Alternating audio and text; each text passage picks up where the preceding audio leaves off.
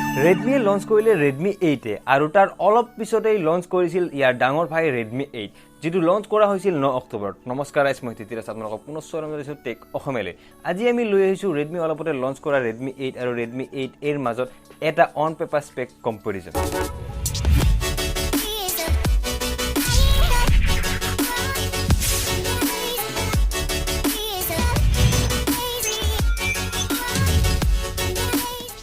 Redmi 8 আপুনি পাইছে এখন 6.22 ইঞ্চৰ IPS waterproof notch display যত আপুনি পাইছে HD+ resolution লগতে আছে ইয়াত Gorilla Glass 5 protection আৰু ইয়াৰ aspect ratio হৈছে 19:9 আৰু same conditionত same specification লৈ আহিছে Redmi 8 ৰ ডিসপ্লেখন অৰ্থাৎ আপুনি একে ধৰণৰ ডিসপ্লে দেখাব Redmi 8 ত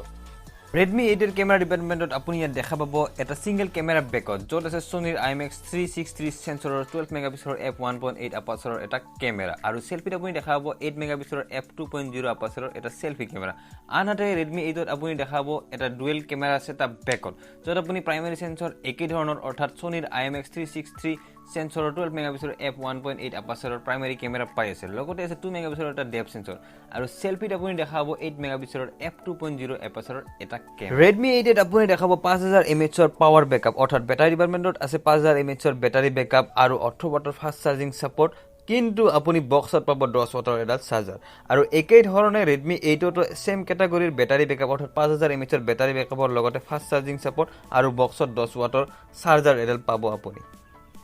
Security ডিপাৰ্টমেন্টৰ Redmi 8 ত আপুনি দেখাব কেবল ফেস আনলক আনহাতে Redmi 8 ত আপুনি দেখাব এটা ফিজিক্যাল ফিংগাৰপ্ৰিন্ট স্ক্যানাৰ আৰু লগতে আছে ফেস আনলক অৰ্থাৎ এটা প্লাস পইণ্ট আছে Redmi 8 ত এই ক্ষেত্ৰত পাৰফৰমেন্সত Redmi 8 ত আপুনি দেখাব অক্টা-কোৰ প্ৰচেছৰ Snapdragon 439 চিপছেট যেটো বনোৱা হৈছে 1.9 GHz ৰ ওপৰত আৰু সেম একে ধৰণৰ পাৰফৰমেন্স অৰ্থাৎ একে ধৰণৰ চিপছেট আপুনি দেখাব Redmi 8 ত Operating systemৰ ক্ষেত্ৰত আপুনি Redmi 8 ত দেখা পাব Android 9 পাই লগতে MIUI 10 ৰ সাপোৰ্ট আৰু একে ধৰণে আপুনি পাইছে Redmi 8 ত Android 9 পাই লগতে MIUI 10 ৰ সাপোৰ্ট